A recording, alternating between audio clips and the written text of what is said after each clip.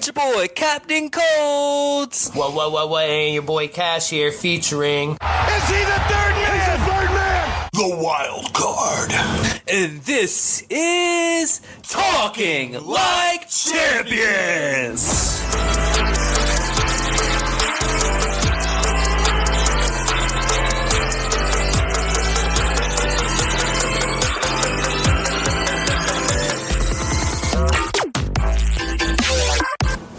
And we're back for episode 6 of Talking Like Champions. And sorry, everybody, we had to take a week hiatus due to a lot of sleepless nights due to college football 25. And the wild card recently discovered Blue Chew. Oh, Lord. Jiminy Crickets.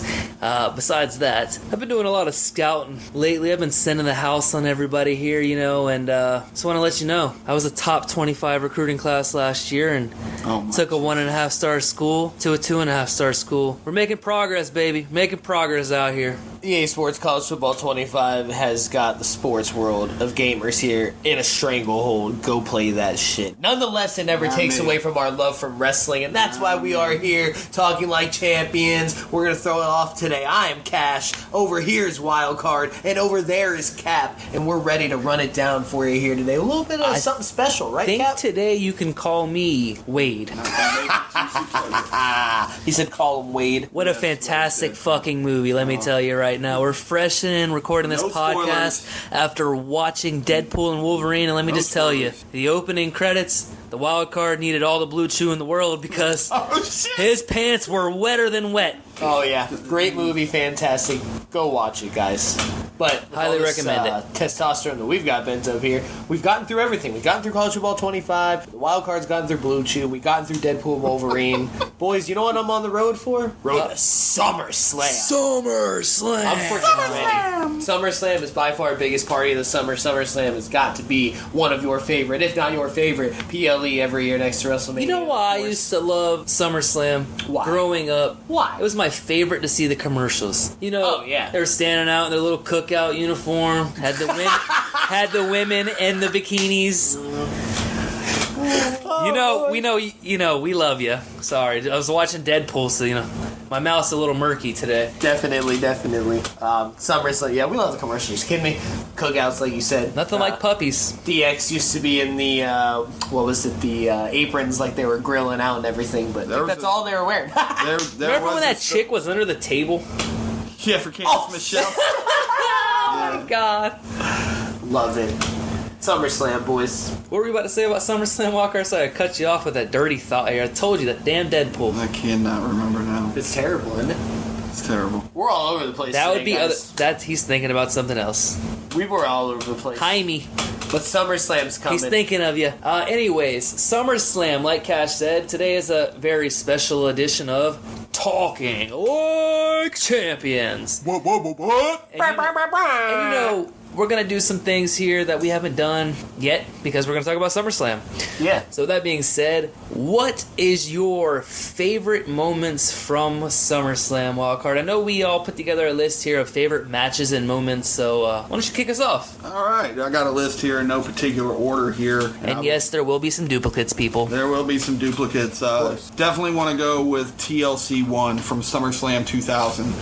It was a great match, and between No Mercy the previous year with the ladder match and then the tables match at the Royal Rumble, this might have been TLC 2. This was actually TLC 1. It's in my notes. Okay, it's TLC 1. You're correct. Yeah. Edge and Christian, the Hardy Boys, and the Dudley Boys. Yes. And it's great carnage. Those 6 guys worked their ass off to put on a spectacular match. And I will tell you, keep going on to the TLC, I'm like, how can you do better? And every year they topped it. But the original TLC 1 from SummerSlam 2000. Following that up 2 years later from the Nassau Coliseum, SummerSlam 2002, and that's Kurt Angle versus Rey Mysterio. Now, if y'all remember, Kurt Angle had this peppermint gear that looked like he was wearing. Oh, yeah. This would be the straight stripes. PLE debut of Rey Mysterio. Yeah, the pay-per-view at the time. That was straight stripes, debut. wasn't it? Rey Mysterio, yeah. Angle waiting in the ring, and Mysterio pops up from behind. It was a great showing thing for Rey Mysterio, and Rey Mysterio actually went over in that match. And I just love, I've gone back recently and watched that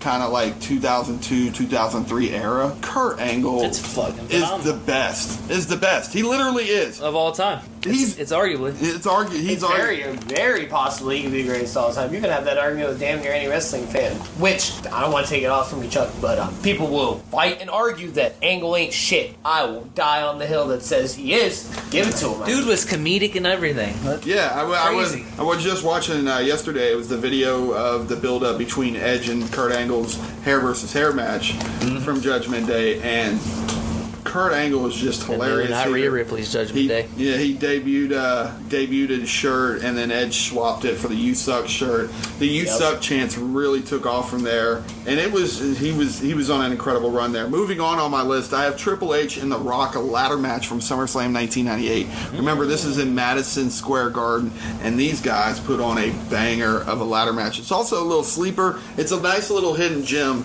because these guys were going hard for the Intercontinental Championship at the time because they know that the Intercontinental Push to Championship the main event. is a push to the main event. And it did solidify us to the greatest of all time to ever step foot inside of that ring. So, Also, we're thankful. Also, in my opinion, from the same night, the main event, Austin versus Taker, they put on a hell of a match. There's a story where Undertaker actually knocks Austin out during this match, which pretty incredible. Yeah.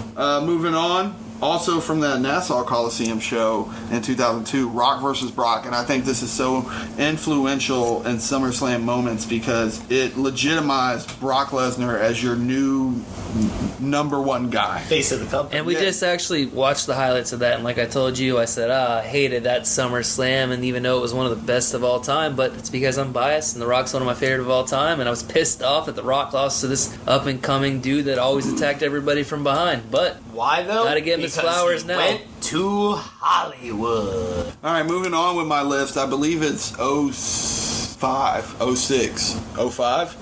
We got the ladder match, and this is so great tying in with today's storylines because we all would have loved to see Rhea versus Liv in a ladder match, and I think we could actually get it. It's not going to be at SummerSlam, obviously, because we don't know what's going to happen. We'll talk about that next week on the SummerSlam preview show, but Eddie was doing phenomenal heel work here. I prefer Eddie as a babyface, but his heel work was hilarious. Taking Dom to the park. Oh, his heel work is damn near untouched. Yeah, and it was incredible. Vic, we talked about it a couple weeks ago. We touched on this match.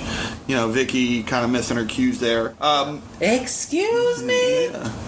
Moving on, my oldest match or oldest moment in these top 10 lists is from 1992. Gotta have that. Bret Hitman Hart versus the British Bulldog for the IC title. Wembley Keep on the Stadium. list. I like it. There's no particular order.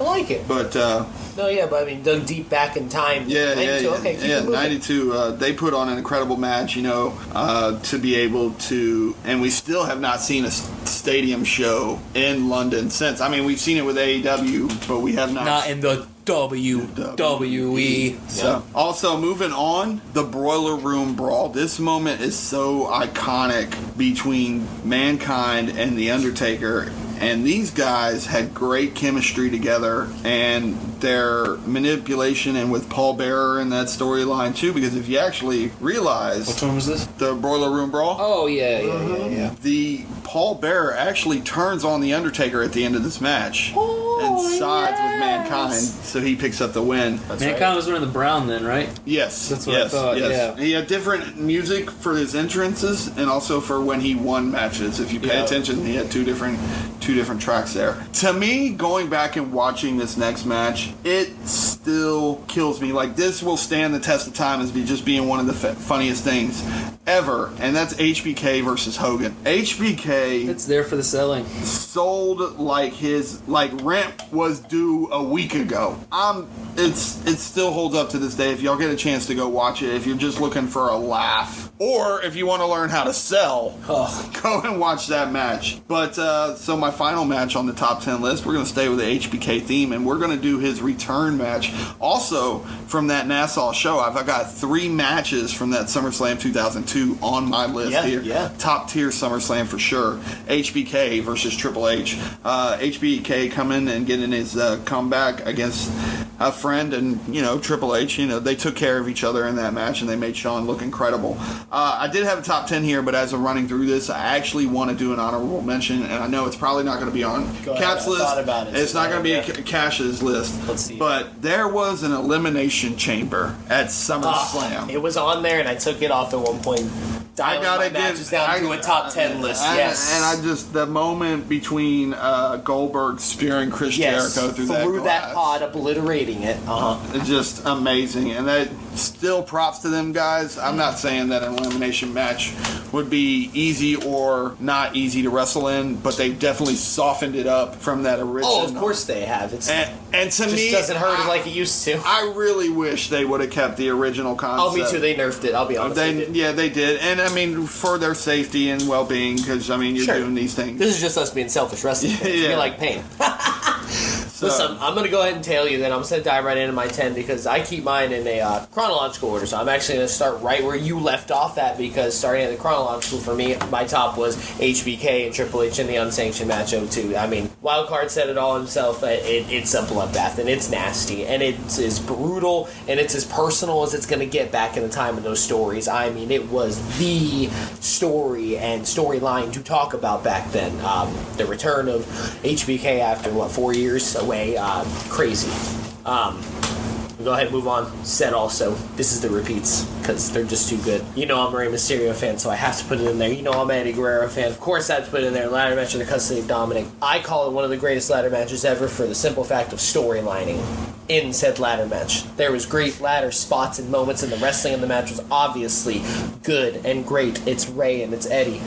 Just putting the story of them literally fighting over the custody of a kid, it was amazing. And back then you could do that, and the storylines are great. And you wouldn't have to worry about getting canceled, Slim Shady. Absolutely. HBK, Hulk Hogan, 05, same card. SummerSlam 05 is underrated to me. I actually really love that card. It's just like the wild card said. If you want to learn how to sell, please watch this match. Or you want just a plain laugh. You want to learn how to oversell, please watch this match. If you're wanting to know how to undersell and do nothing, then stray away, because HBK Shawn Michaels freaking does everything in this match. And this isn't a takeaway from Hulk Hogan, because Hulk Hogan does what he does. He hulks up, puts on an all-American match, and he does his thing. I will say about that match, going back down to the deep dive of it, there was actually supposed to be a series of 3 matches, and this was going to be the first one. Neither wanted to lose. And Shawn finally said, you know what, we'll put Hogan over, but, I'm going to win these final 2 matches, and, hey, that just doesn't work for me, brother, so... And Shawn said he was going to oversell every move he did. And he did. Exactly that. Getting hit with a big boot, standing back up, and doing a twirl twist back down. Yes. I'm just absolutely incredible. Go ahead, Cash. It is. It's absolutely incredible. So, there's been tons of SummerSlam matches. Making down to a 10 is very hard, so I jumped up some years here, so I'm giving you guys the chronological order here to show you. We're jumping from 05, we're jumping all the way up to 2011 right now. I am putting in Randy Orton versus Christian in a no-holds-barred match for the World Heavyweight Championship in 2011. Most iconic for that ending sequence and moment. Is that where the one he eats the kendo stick, Christian goes to springboard off the rope, turns and gets RKO flat out of nowhere. And it's a beautiful ending. That is potentially one of the, if not the best no-holds-barred match I've ever seen. They put Christian on another level, becoming heel and doing the world title thing.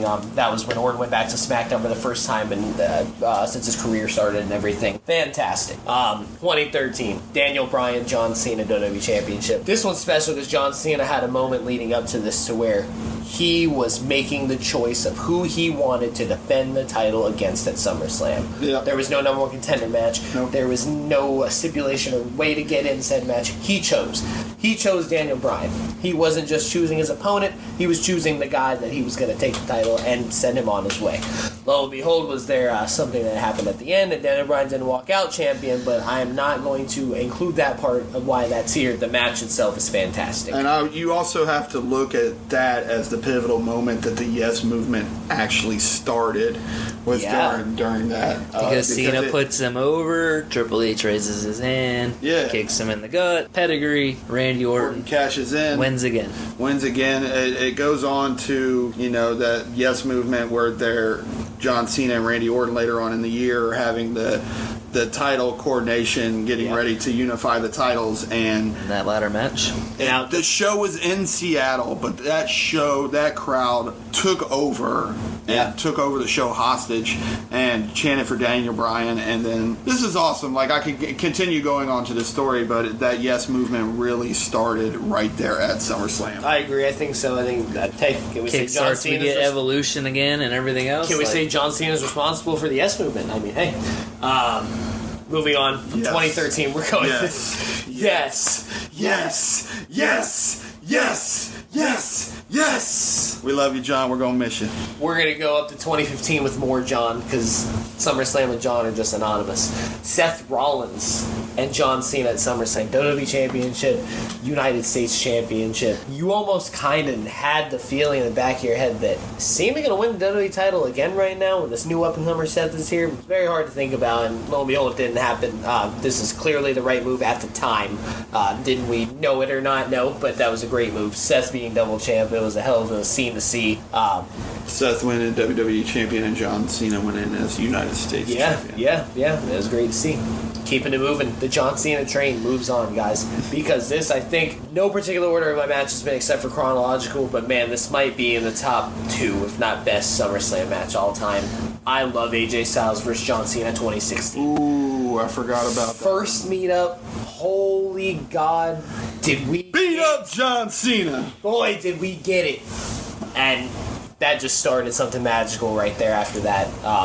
Go watch it. It's the face that runs the place. Dude, versus the franchise. The house that AJ Styles. I'm telling you. Go catch it. 2016 WWE's on another level. SmackDown Live. That match is a banger. Speaking of SmackDown Live, Talking Smack, we go to 2018 where Talking Smack delivered us. Yes. The return and one of the greatest matches ever as well. The Miz, Daniel Bryan. A 23-minute banger at SummerSlam 2018. Again, in a year and a time where WWE was not at its strongest. 2018, 2019, even 2017 right there. I love SmackDown Live. I'm going to be honest. Yeah, not super strong. 2016 was 16 was one of the best years in WWE history. 17 began to fail. 18, 19, horrible. So for Miz, Daniel Bryan to put on this almost 25-minute match banger at SummerSlam between them, fantastic. Please go catch it. We get up to 2021. We've got fans again. We've got Roman Reigns, John Cena. What felt like a dream match because it's already happened before, but with this new character of Roman at this time now, and Cena coming back saying, I've only got to do one thing, and that's pin you. 1, 2, 3, in which Cena did on SmackDown. Did lay down and pinned him. 1, 2, 3. No ref. That felt like a dream match because it felt like it didn't happen, but it did. It's happened before. We've seen them in the ring at times and stuff. It was that Battleground, I want to say. Yeah, but and the first time ever, let's put Roman Reigns over and feed him down our throats again. Yeah, back then that was the time, and we hated him exactly. So like, this was good. This was just beautiful. like the Shield triple threat for the first time ever. Let's put it on some sorry not on a premium live event and not at a SummerSlam or a WrestleMania and or to whatever. Wrap up, we're going to go one more year after 2022. We're going to go with the Roman train again, but I mean, he went on a hell of a run for these few years here. Roman and Brock, that last man standing match for the Undisputed WWE Universal Championship in Nashville, Tennessee. What a match! What a moment! You really thought Brock was going to win right there. It was very possible at the time because Brock is so flip of a coin. It couldn't happen. It could happen. It couldn't. It could. Visuals, tons of visuals from that match. Most importantly, that microphone toss from the top of the forklift, the wink by Roman, and then the crazy dive by Brock. Kicks it right into the match. I mean, that match is incredible. I'm glad you pointed that out. I've watched wrestling a long time, and I've watched even a lot more older wrestling than that. Watching that match, I have seen something I had never seen in my life.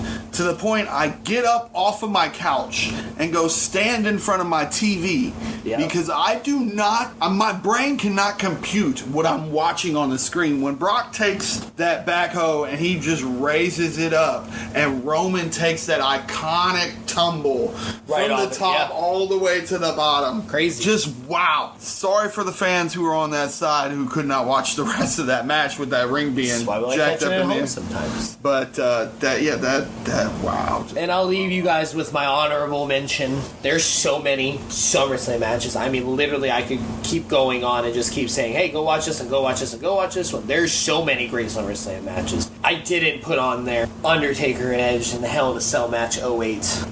They were cooking in 08 on SmackDown. They were very good back then with Edge and Taker. Batista, the Kane, other main event players, stuff like that. Taker Edge is one of those heated rivalries, and it culminated inside a Hell in a Cell at one point. And it was awesome. Taker wins, they get out of there. Edge is still moving. Taker's top of the ramp. He doesn't like that. He comes back to the ring to choke slam Edge off a ladder through the ring. Yes, through the ring. He went through the gaping hole through the ring and lit it on fire. Visuals at SummerSlam with the Dead Man. That's my top 10 with an honorable mention right there. Cap, take us to your 10. Your top 10 here in no particular order for SummerSlam. What do you got for us over there? Give us some good stuff. Well, again, a lot of repeat stuff. Oh, of course. Like I said, Since there's I'm so many to going last, I have a lot of the same matches as you guys, but it's okay because we'll still talk about them. John Cena, Seth Rollins, 2015, winner takes all. Yep. Obviously was a great match. The ending was a little dog shit, Jon Stewart, but other than that, the match itself was phenomenal. That all white and gold attire. Shout out to the Funko Pop I got. Seth Rollins. That gear was so clean, and it's the best gear he's ever had. It's wow. He's had some fire gear, and it's amazed like that all white hasn't come back yet. For him or for anybody else for that reason. I don't know if they don't want to get it dirty or I don't know, but that all white just was so clean with the gold trim. It was very clean. And then another match that we already talked about, 2002 unsanctioned match between Shawn Michaels and Triple H. And again, great match. Ends with a roll-up, but I understand why. You continue the rivalry. Triple H bludgeons Shawn in the back of the head with a sledgehammer, and what a visual it was, and what a ruthless, dirty bastard Triple H was to end that. A match that nobody talked about. We go back to 2009 and a TLC match for the World Heavyweight Championship between CM Punk and Jeff Hardy. If you remember the pay-per-view before that, at the time it was a pay-per-view. Yep. What is it? CM Punk cashes in on Jeff Hardy, who gets it done. Who was pinned on the ladder? Was it Edge? What, under the ladder? Under the ladder. Jeff beats Edge for the title. Oh, where he was hanging. Yeah. Literally through the rung of the ladder. Yep. Like this. He Jeff hangs, and then Punk comes down at the end, and then He cashes in on Jeff, and then he's standing over Jeff, and it turns and who is into it? Taker. The Undertaker, man. That was, and then so you get the cultivation of that. Cooking though earlier. I I'm said like telling you. 08, 09, they great. were on fire.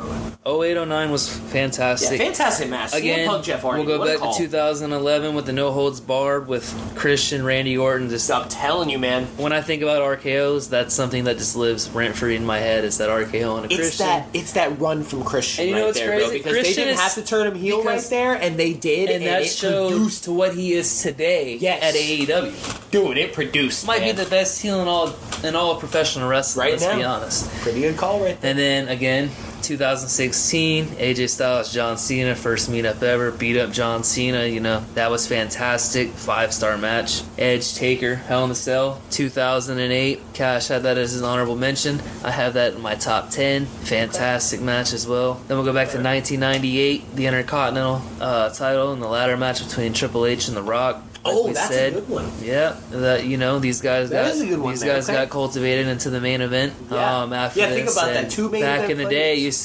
that used to be how it is. You win the Intercontinental title, then you go on to win the WWE title or the WWF title. Yeah, you were considered the next and man now, up at that point. as we approach SummerSlam here, what do you know? Gunther was Intercontinental champion and has a chance to become World Heavyweight champion. Yes. So Triple H looks to be going back to the route that we once knew. John Cena, Daniel Bryan, WWE title. We talked about it. We talked about Bryan winning, getting cashed in on by Orton, sets up the Yes Movement. That was great storytelling.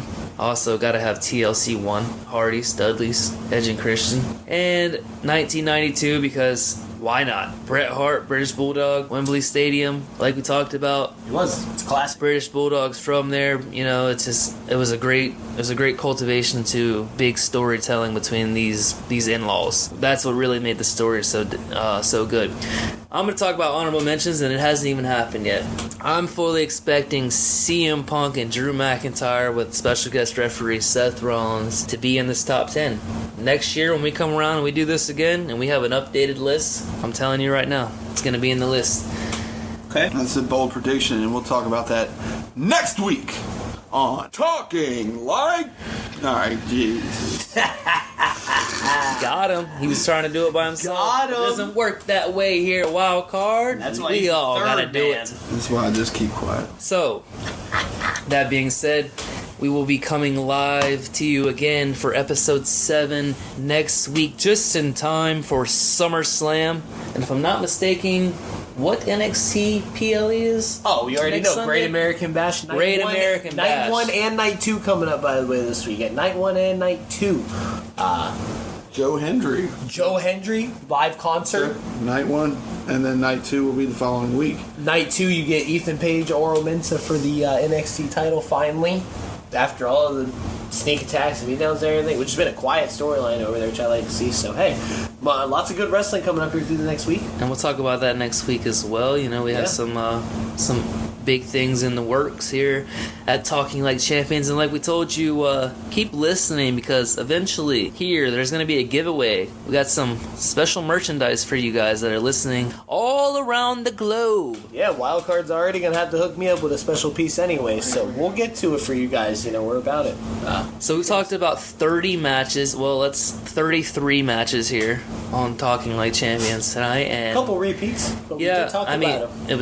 We all had 33 selections. That is true. Honorable mentions and all, yeah. We didn't dive too deep into the matches. We just hope that you go and check out these matches, and maybe they'll make your top 10 of your favorite SummerSlam matches. And we hope that you enjoyed this special preview of Talking Like Champions in this special edition episode where we talk about our favorite things. So with that being said, Wildcard, I think there's something that you have to do for these people here. Yeah, just we like to because talk it's about special. favorites. Doesn't mean you don't stop doing it. What's your favorite match that was not on the SummerSlam list that these people can go home and watch? I'll give you 1 minute. You got 1 minute to go ahead and pull it up and tell me which one you think. Let's do it again.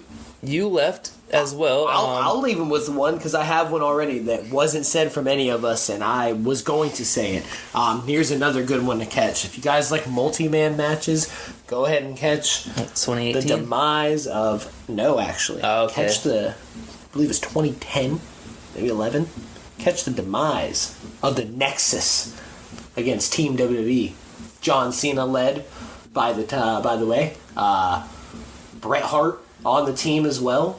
And it was ultimately the end of Nexus right there. They defeated them. They were, after all the months and beatdowns and them coming to the roster to make a name for themselves, that was a huge SummerSlam match right there, to be completely honest. I mean... Oh, I got one! And just like that, there you go, guys. So check out Team Nexus, Team WWE. Are you thinking along the lines of what I'm thinking? Because I'm thinking that I had something for the people as well. Is it from SummerSlam 2000? It is not from SummerSlam. Oh, okay. All right. That's we got where I'm three thinking. different matches. I'm going to an actual recent match. Okay, I like I'm going recent. to last year's SummerSlam. It was a little tricky there at the end, but I'm going with Ricochet versus Logan Paul at last year's SummerSlam. Okay. There's a little... Let's go viral. Hey, let's go viral. we're viral, though. It was a little messy on that Spanish fly, but hey, Ricochet said, I'm taking your ass with me whether you want to go or not, and slam it through the table. It was just great. Those styles are incredible, and Yeah, they do mesh well together. Yeah, they do. Well, I was thinking you were going to say Steve Blackman and Shane McMahon at 2000. Man, Shane is because you talked about it earlier, but I you did. forgot about it. Shane always taking these ridiculous bumps for no reason. But that might be the most ridiculous bump he's ever taken. But so clean. We that kinda- flat back bump is so clean. you can't stray away from this man because, I mean, unfortunately, everybody tries to forget, but this match was just too damn good. 2000, 2 out of 3 falls. Chris Benoit defeats Chris Jericho. Oh, he went there. I went there. He went there. He was a GOAT growing up. I don't condone what he did, but as far as in-ring competition, dude's top 5. He's one of the best. I don't have any wrong with saying anything about Chris Benoit and his wrestling. Always sold the shit out of the neck, the headbutt, the missed toothless aggression. Dude, go check out Benoit and Orton 04 SummerSlam heavyweight title where Orton becomes the There it is, another SummerSlam gem. youngest heavyweight champion ever. Dude, solid match out of them right there. And while let Orton work and show that he could be good and be the next man up, and he ultimately put him over at the end. Gave him the title, shook his hand, and left. So we talked about this giveaway, and there's only one way that you guys will even be able to have the opportunity to win something, because we have to start doing it this way. If you're listening to this podcast on YouTube, go ahead and drop your comment down below, as these millennials would say. Drop the comment below, like, follow, subscribe on Talking Like Champions, and drop what your favorite match from SummerSlam is and what Wildcard's match of the week was, because he's the guy that started it all with the match of the week. So let's be honest, you gotta know the Wildcards. Absolutely. And if you're listening anywhere else, you can feel free to message us or personally drop something on our page on Talking Like Champions Facebook, X, Instagram, or anywhere that you have a social following. Yep, and you can catch any of these episodes of this podcast on all podcast streaming devices everywhere. And I think that just about does it, because, let's be honest, I gotta go send the house. I'm trying to get these boys here on NCAA college football It's got us in a 25. stranglehold, guys. It has us in a stranglehold. So until next time, guys, this is Talk. Oh, Jesus Christ. Got him Fuck again. off, bub. This All is together. Talking Like Champions. See ya. Later. Yeet.